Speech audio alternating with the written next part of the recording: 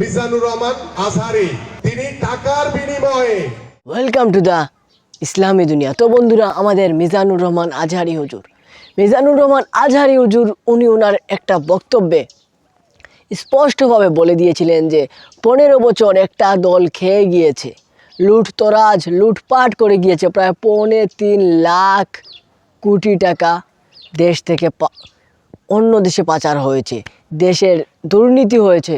এবং সেইটা ব্যাখ্যা করতে করতে তিনি একটা কথা বলেছিলেন যে গত 15 বছর একটা দল খেয়ে গেছে, আর এবার খাওয়ার জন্য আরেকটা দল রেডি হয়ে আছে। শুধু ওনাদের দোষ দিয়ে কি লাভ? একদল খাইছে, আরেক দল খাওয়ার জন্য রেডি হয়ে আছে। আর এই কথা বলার কারণেই বন্ধুরা, বিএনপি নেতৃবৃন্দরা, যদিও আমাদের আজহারী হুজুর ওই মাহফিলে কারো নাম উল্লেখ করেন নাই, কোনো দলের নাম উনি মুখে আনেন নাই, কিন্তু এটা আকারে ইঙ্গিতে বিএনপি তাদের উপরে নিয়ে নিয়েছে। এবং বিএনপি সেটা নেওয়ার পরে বিএনপি এর কিছু কিছু নেতাকর্মীরা আছেন যারা এই বক্তব্যের প্রতিবাদ জানিয়েছেন।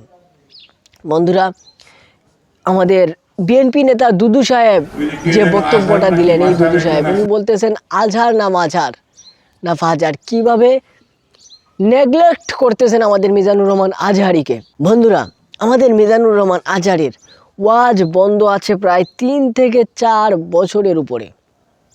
উনি আওয়ামী লীগ সরকার বিদায় হওয়ার পর দেশে এসেছেন এবং এসে বিভিন্ন জায়গায় বড় বড় প্রোগ্রাম করতেছেন। তার মাহফিলে লক্ষাধিক মানুষের উপস্থিতি হচ্ছে।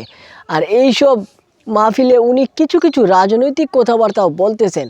এর মধ্যে বন্ধুরা, হয়তো বা কিছু কিছু কথাবার্তা বিএনপির উপরে গিয়ে পড়তেছে, কিছু কিছু কথাবার্তা আওয়ামী লীগের উপরে গিয়ে পড়তেছে। কিন্তু বর্তমানে আওয়ামী লীগ ক্ষমতায় নাই, যার কারণে আওয়ামী লীগ কিছু বলতে পারতেছে না। কিন্তু বিএনপি ক্ষমতায় না থাকার পরেও তারা তো একটা পাওয়ার নিয়ে আছে, বর্তমানে একটা ক্ষমতা নিয়ে আছে। যেহেতু আওয়ামী লীগ দেশে নাই, এখন ক্ষমতা বিএনপিরই, তো তারা মিজানুর রহমান আজহারীর ওইসব কথাগুলোর পাল্টা জবাব দিতেছে। বন্ধুরা, রিসেন্টলি আমি দেখলাম একজন বিএনপি এর নেতা, যিনি বলতেছেন মিজানুর রহমান আজহারী টাকা নিয়ে মাহফিল করেন, কিন্তু টাকার বিনিময়ে আপনি একটি দলকে হেয় প্রতিপন্ন করবেন। বন্ধুরা, আমি যদি একেবারে শর্টে বলতে চাই, ভাই রে ভাই, একজন মানুষ, সে আপনার রাজনৈতিক দল, সেটা যত বড়ই হোক, সেটা যদি ক্ষমতায়ও থাকে, তাও আপনার দলের বিপক্ষে সমালোচনা করার ক্ষমতা রাখার নামই স্বাধীনতা।